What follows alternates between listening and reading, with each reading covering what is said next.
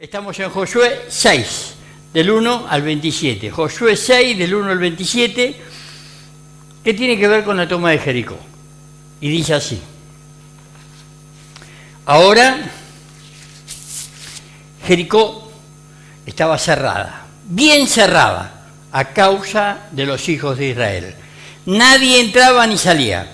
Mas Jehová dijo a Josué: mira, yo he entregado en tu mano a Jericó y a su rey con sus varones de guerra. Rodearéis pues la ciudad de todos los hombres de guerra, yendo alrededor de la ciudad una vez, y esto haréis durante 6 días. Y 7 sacerdotes llevarán 7 bocinas de cuernos de carnero delante del arca.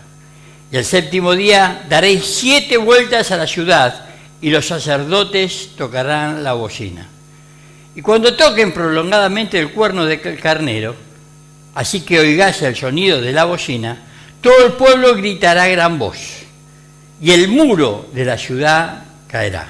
Entonces subirá el pueblo, cada uno derecho hacia adelante. Llamando pues Josué, hijo de Nun, a los sacerdotes, le dijo: llevad el arca del pacto, y 7 sacerdotes lleven bocinas de cuerno de carnero delante del arca de Jehová. Y dijo al pueblo: pasad y rodead la ciudad, y los que están armados pasarán delante del arca de Jehová. Y así que Josué hubo hablado al pueblo, los 7 sacerdotes, llevando las 7 bocinas de cuerno de carnero, pasaron delante del arca de Jehová y tocaron las bocinas. Y el arca del pacto que Jehová lo seguía. Y los hombres armados iban delante de los sacerdotes que tocaban las bocinas, y la retaguardia iba tras el arca. Mientras las bocinas sonaban continuamente, y Josué mandó al pueblo diciendo: vosotros no gritaréis, ni se oirá vuestra voz, hasta el día que yo os diga. Gritad, entonces gritaréis. Así que él hizo que el arca de Jehová dieron una vuelta alrededor de la ciudad y volvieron luego al campamento, y allí pasaron la noche.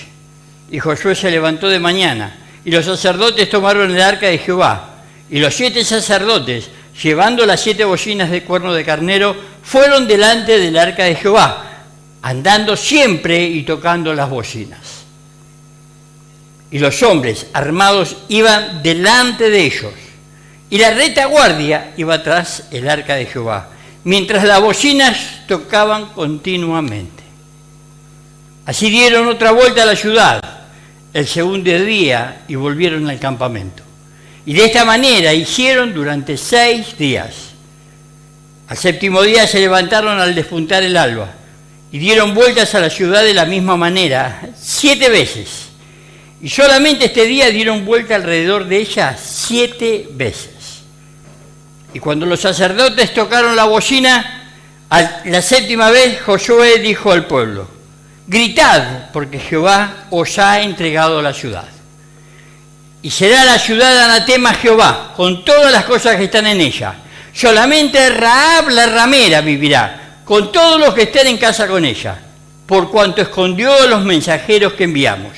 Pero vosotros guardaos del anatema, ni toquéis ni toméis alguna cosa del anatema, no sea que hagáis anatema al campamento de Israel y lo turbéis. Mas toda la plata y el oro y los utensilios de bronce y de hierro serán consagrados a Jehová, y entren en el tesoro de Jehová. Entonces el pueblo gritó, y los sacerdotes tocaron las bocinas. Y aconteció que cuando el pueblo hubo oído el sonido de la bocina, gritó con gran vocerío, y el muro se derrumbó. El pueblo subió luego a la ciudad, cada uno derecho hacia adelante, y la tomaron. Y destruyeron a filo de espada todo lo que en la ciudad había, hombres y mujeres, jóvenes y viejos, hasta los bueyes, las ovejas y los asnos. Mas Josué dijo a 2 hombres que habían reconocido la tierra: entrad en casa de la mujer ramera, y haced salir de allí a la mujer, y a todo lo que fuere suyo, como lo jurasteis. Y los espías entraron y sacaron a Rahab, a su padre, a su madre, a sus hermanos, y todo lo que era suyo, y también sacaron a toda su parentela, y todos los pusieron fuera del campamento de Israel. Y consumieron con fuego la ciudad y todo lo que en ella había. Solamente pusieron en el tesoro de la casa de Jehová la plata y el oro, los utensilios de bronce y de hierro. Mas Josué salvó la vida de Rahab la ramera, y a la casa de su padre y a todo lo que ella tenía, y habitó ella entre los israelitas hasta hoy, por cuanto escondió los mensajeros que Josué había enviado a reconocer a Jericó. En aquel tiempo hizo Josué un juramento diciendo: maldito delante de Jehová el hombre que se levantara y reedificara esta ciudad de Jericó. Sobre su primogénito eche los cimientos de ella, y sobre su hijo menor asiente sus puertas. Estaba pues Jehová con Josué, y su nombre se divulgó por toda la tierra. Hasta acá la palabra de Dios. Realmente podríamos estar sacando un montón de enseñanzas de esta palabra. Jericó en hebreo significa escuchar. La ciudad yace en la región de Cisjordania, en el valle del Jordán, al oeste de Jerusalén y al este del río Jordán. Su área, la zona, qué linda, eran unos 60 kilómetros alrededor. Jericó era una de las ciudades habitadas más antiguas del mundo. Se habla que Jericó, cuando hacen los estudios, se data por la cantidad de altura que tiene, las piedras, se calcula de 10.000 años para atrás.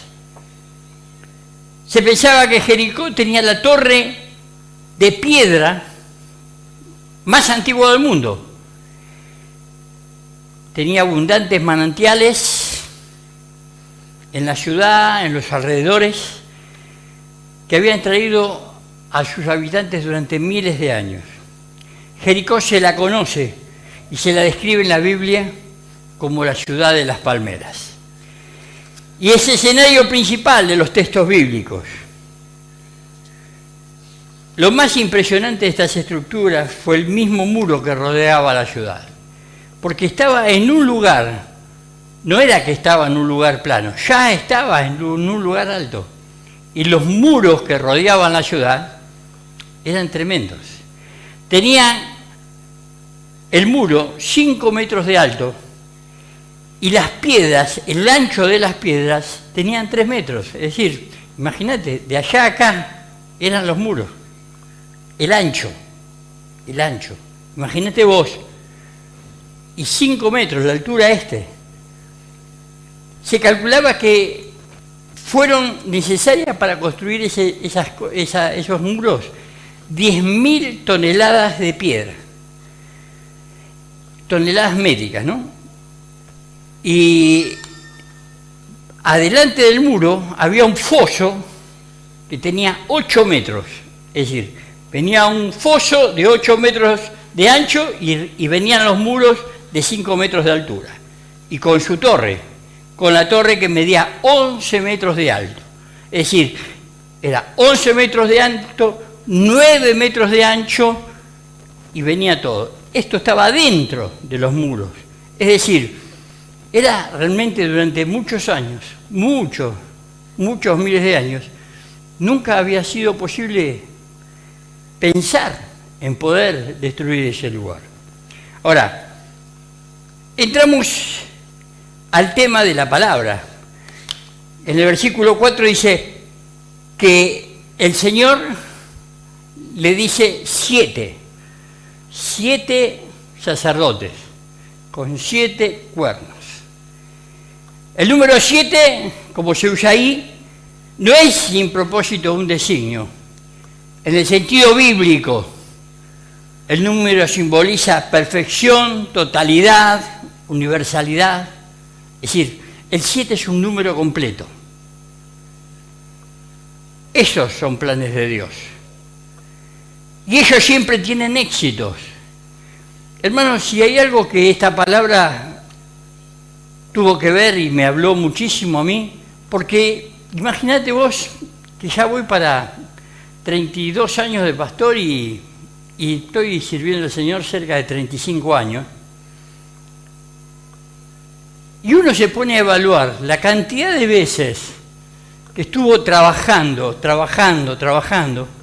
pero trabajando haciendo planes de uno, haciendo las cosas a su manera, pensando que las cosas que estábamos haciendo eran necesarias para el reino, pensando que las cosas que teníamos que hacer era lo que a Dios le iba a agradar. Y cuando vos empezás a leer y darte cuenta y ver los frutos muchas veces, te das cuenta que uno estuvo equivocado. Estuvo equivocado. ¿Por qué? Y porque te das cuenta que los planes de Dios siempre tienen éxito. Y cuando vos te diste cuenta que estuviste trabajando y no hubo éxito, vos te das cuenta que en algo nos equivocamos, que hemos errado al blanco. Por eso debemos hacer planes, no debemos hacer planes por nosotros mismos. Permitir que Dios planee por nosotros, como hemos dicho, porque sus planes siempre tienen éxito, siempre triunfan. En el versículo 5 le dijo, cuando sea el momento van a gritar. Ese era un grito de obediencia. ¿Por qué era un grito de obediencia?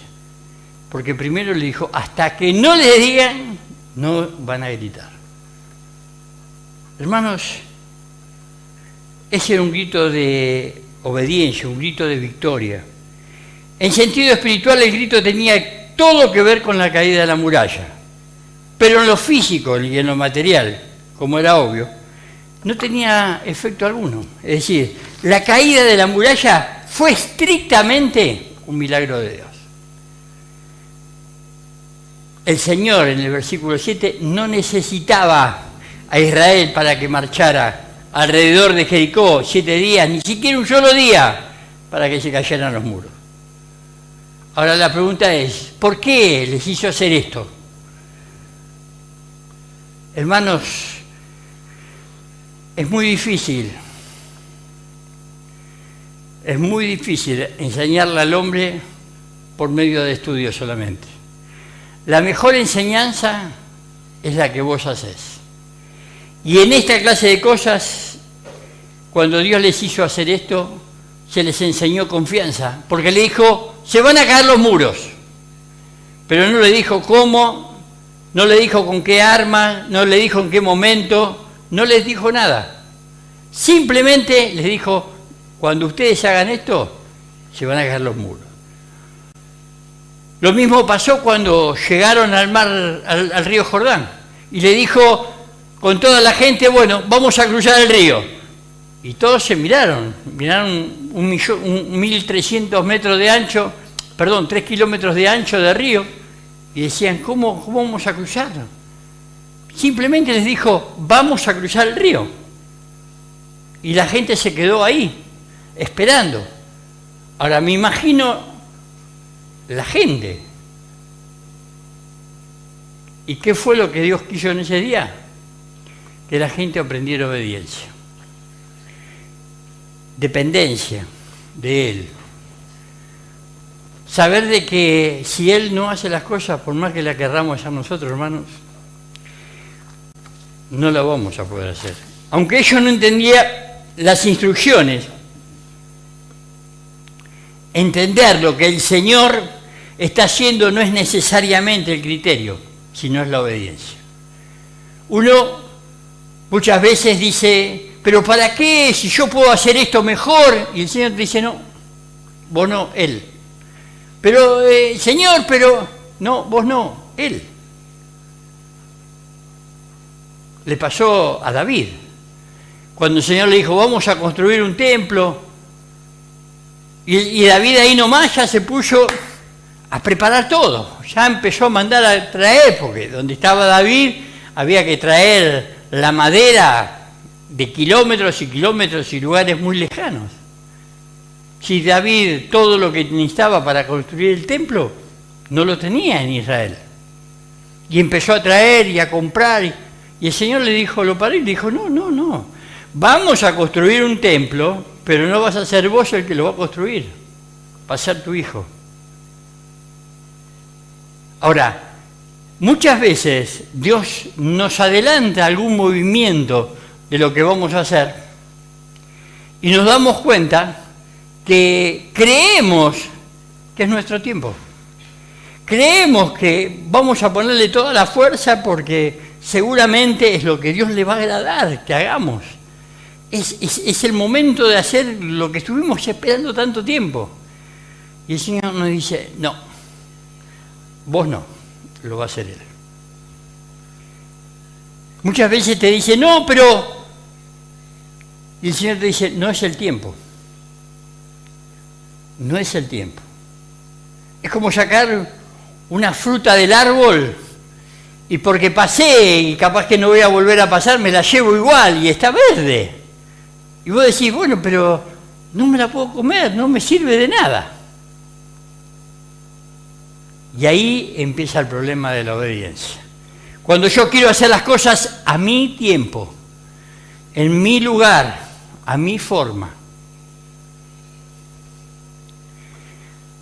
Un día un anciano judío me dijo, el principio de la obediencia es tiempo, lugar y circunstancia.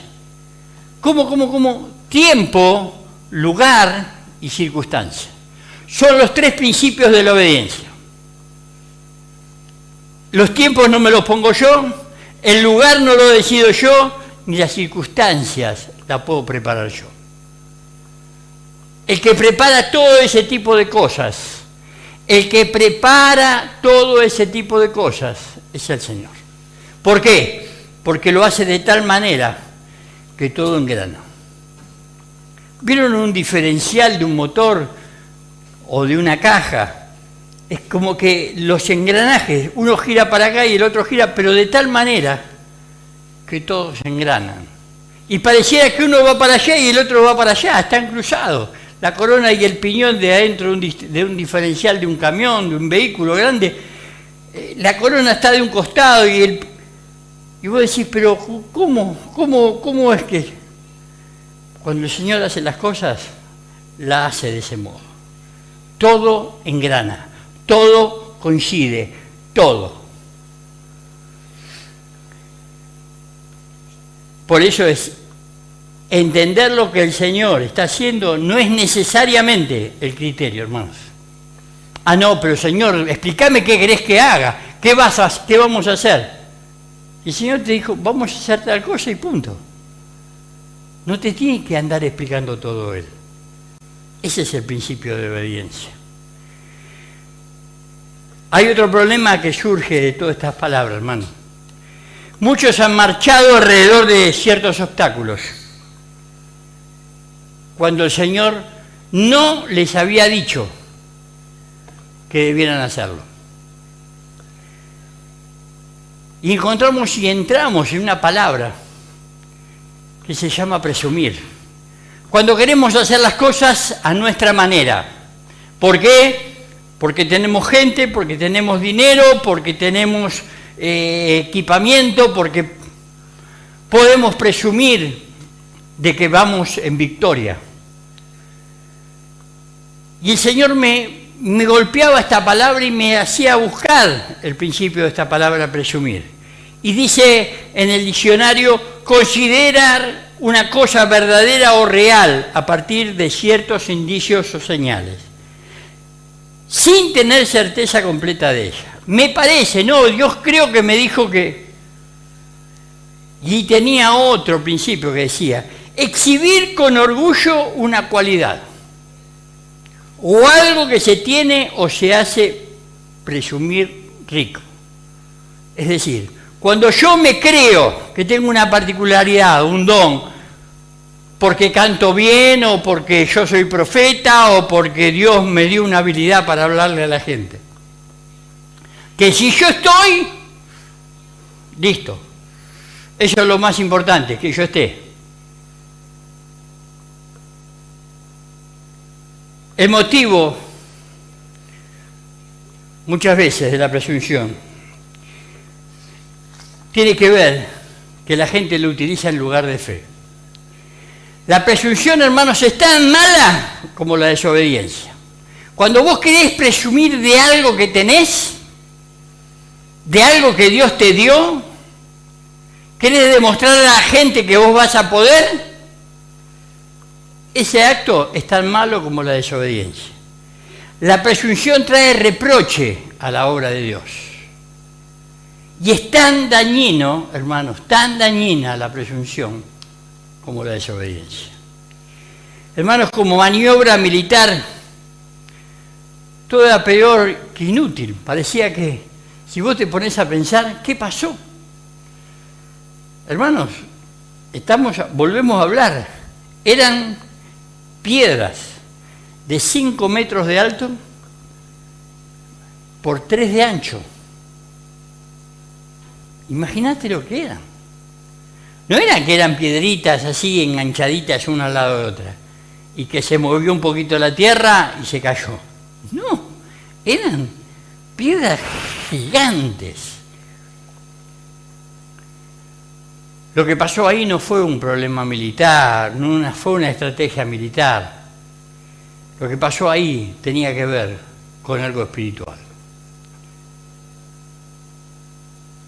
Cuando llegaron y se cayeron los muros, cuando el Señor dio la orden que entren y que den las vueltas y que griten, se caen los muros. Lo primero que Josué le dijo: cuando sea ese momento, van a entrar a la ciudad, van a matar a todos. Van a matar a todos. Y vos decís, ¿tan duro es el Señor? ¿Tan duro es el Señor? Dice la palabra que mataron viejos, animales, mujeres, hombres, niños, todo. No podía quedar nada. No podía quedar nada.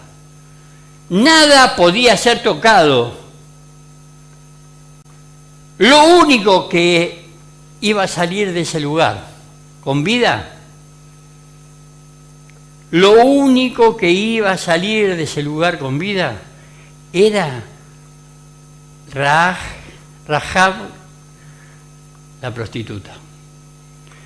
Le dijo a los dos que habían ido como espías en su momento, y le dijo: cuando sea el momento y que caigan los muros, van a entrar a la ciudad, van a matar a todos, y lo primero que van a ir a hacer es ir a buscar a esta mujer, a sus hijos, a su familia, todo lo que ella tenía.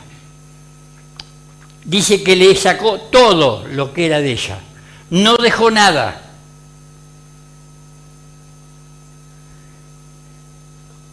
La fe salvó a esta mujer. Tardó. Muchas veces uno piensa que no, el Señor se olvidó de lo que me dijo. No, el Señor se olvidó de lo que me prometió. No, ya está. ¿Qué vas a hacer? En todo esto, hermanos, como Dios le dijo a Josué que había que matar todo, que lo único que iba a quedar en pie era el oro y la plata y los utensilios que iban a ir al arca, con vida solamente iba a quedar esa mujer y su familia que tenían promesas por fe, todavía colgada de su casa el cordón de grana. Pero le dijo: el que toque algo de este lugar iba a ser anatema. No sea, le dijo a Josué, que saque alguien algo de ese lugar y lleven anatema al lugar del pueblo. Lamentablemente hubo un hombre que no obedeció y causó a Israel gran calamidad, porque todo fue maldecido por Dios. Hermanos, desgraciadamente, cuando uno mira para la historia y hacemos un recuento de la historia y vemos un país, hoy es un país que está en guerra, está dividido, un país como Siria. Cuando cayó el templo, estaba todo prendiéndose fuego, vino el ejército de Siria en ese momento y se llevaron del templo todos los utensilios de oro, todas las cosas de valor para ir y empoderar a su ejército. Escuchaba uno en estos días la televisión y veía juntamente con todo el tema, veía con todo el tema de lo que está pasando en Ucrania, en la guerra en Ucrania, y vemos que están pasando, que Estados Unidos se queja de lo que está haciendo Rusia. Entonces Siria sale su presidente a hacer mención de la terrible matanza que hicieron de 1,5 millones de personas, las bombas de Estados Unidos y de la alianza de la OTAN en Siria. Es decir, tocaron cosas malditas y siguen, después de 2.500 años, siguen cayéndole juicios de muerte. Otro caso, que tocaron las cosas de Dios del arca, tuvo que ver con lo que pasó en la Segunda Guerra Mundial.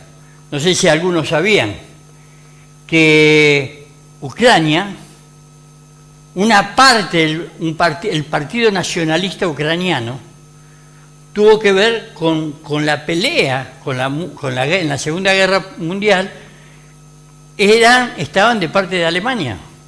Y cuando fue la inundación, que empezaron a invadir, gran parte de Ucrania estaba invadida por los alemanes. Entonces este movimiento nacional que está hasta el día de hoy,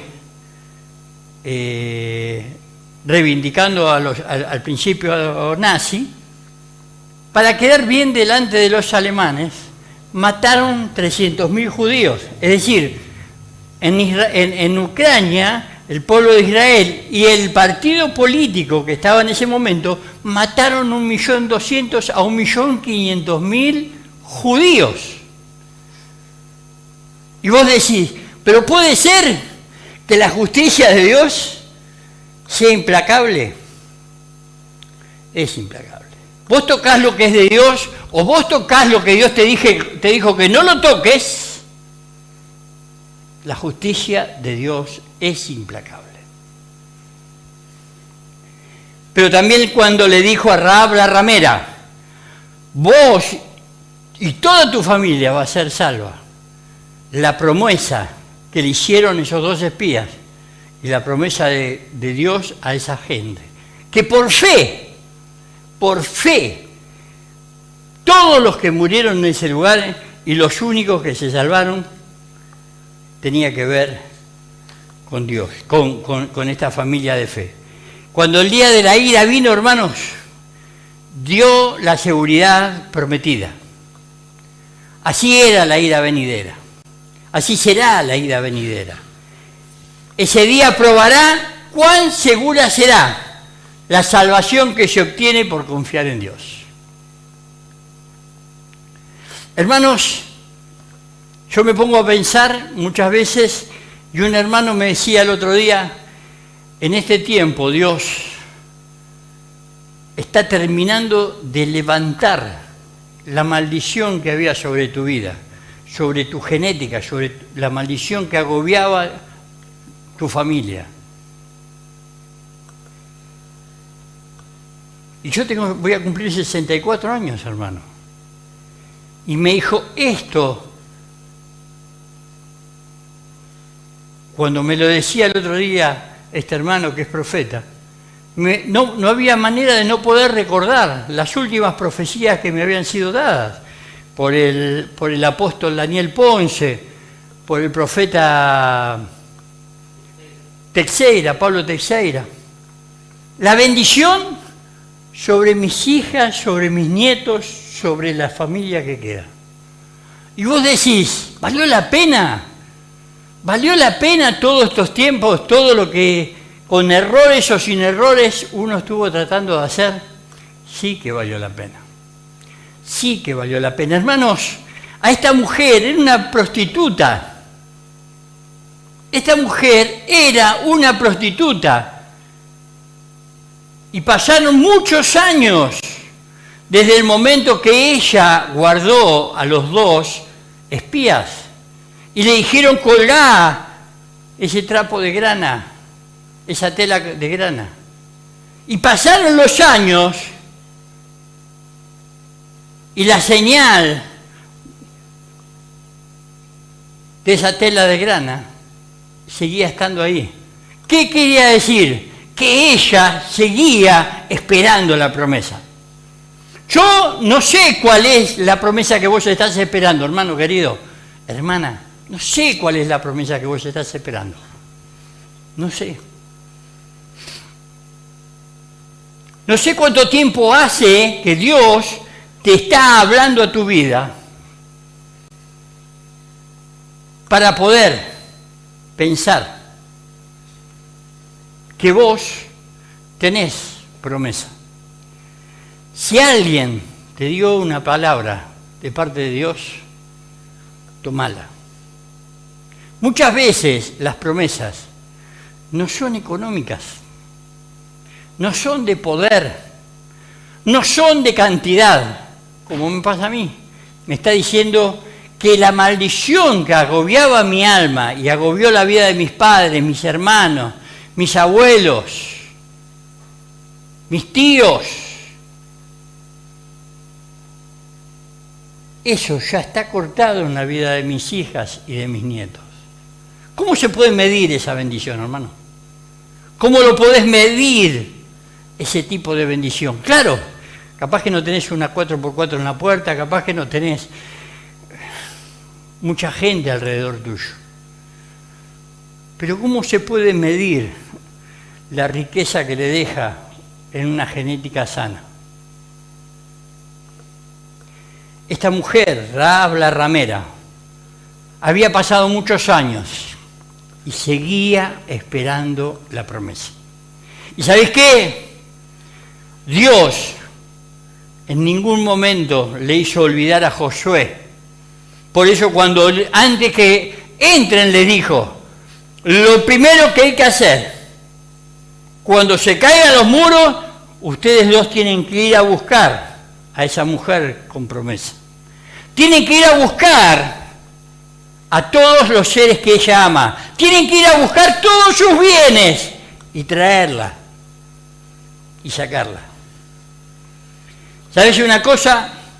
Rahab se casó tiempo después con un príncipe de Israel, Salmón,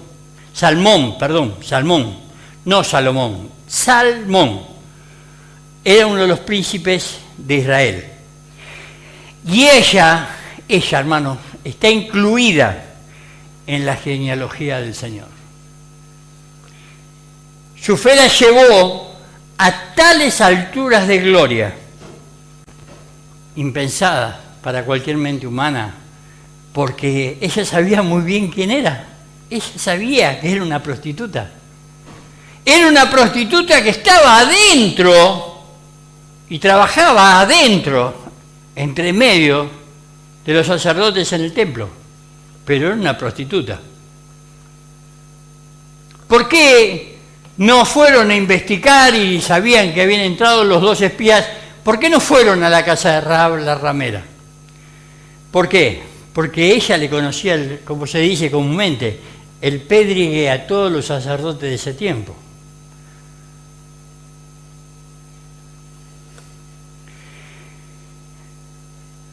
Así va a ser para todos los que se atrevan a creer en Dios, hermanos. Así va a ser. El Señor tomó su prostitución y la convirtió en santidad. Hermanos, yo me siento estos días, tengo la bendición de poder tener en nuestra casa, compartiendo con nosotros este tiempo, al apóstol Juan Carlos Journet, y bueno, mientras charlamos en determinado momento todos juntos, y uno no se puede olvidar de dónde nos sacó el Señor. ¿Qué hubiese pasado si Él no nos hubiese esperado, si no lo hubiese soportado? Porque no es que fue mágico todo esto. Esto fue un proceso para el cual un día aceptamos entrar a las cosas de su reino. El hermano tomó la maldición que estaba sobre nosotros y la hizo una bendición para otros. ¿Por qué? Porque hoy podemos entender un montón de cosas que le pasa a la gente. Porque, ¿por qué la podemos entender? Porque venimos de ese camino, hermano. Venimos de ese dolor, venimos de esa angustia, venimos de ese quebranto.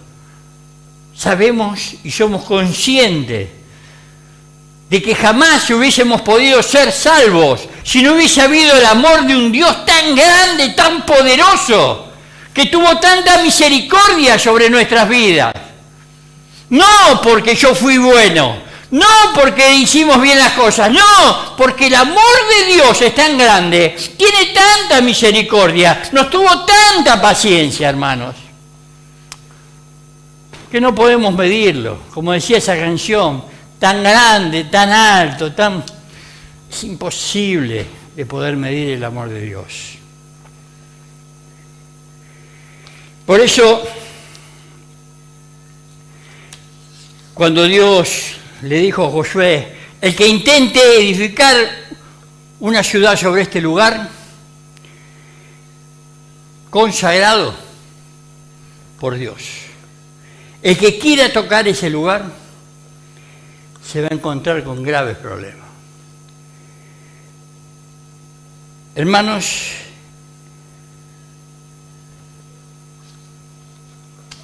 hubo un hombre que sacó y quiso construir en ese lugar. El principio está ahí en Primera de Reyes 16:34. En el principio de la construcción de ese lugar murió su primogénito. Y cuando terminó la construcción, murió el menor. Exactamente como está escrito en la palabra. Te vuelvo a repetir, qué grande es el Dios que tenemos. Muchas veces Él hace que hagamos las cosas para que quedemos en primer lugar nosotros, y nos hace sentir amados, respetados, sentirnos grandes.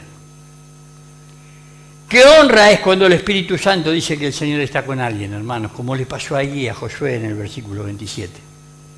Qué honra, qué honra. Saber que Él está con vos.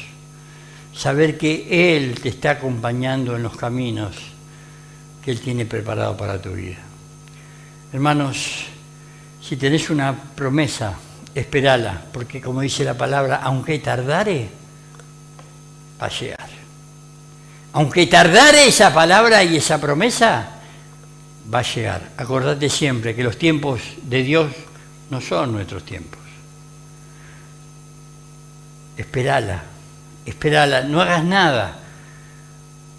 No es que te quedes cruzado de brazos y bueno, me siento a esperar. No, no. Trabajá para la obra del Señor, serví, atendé.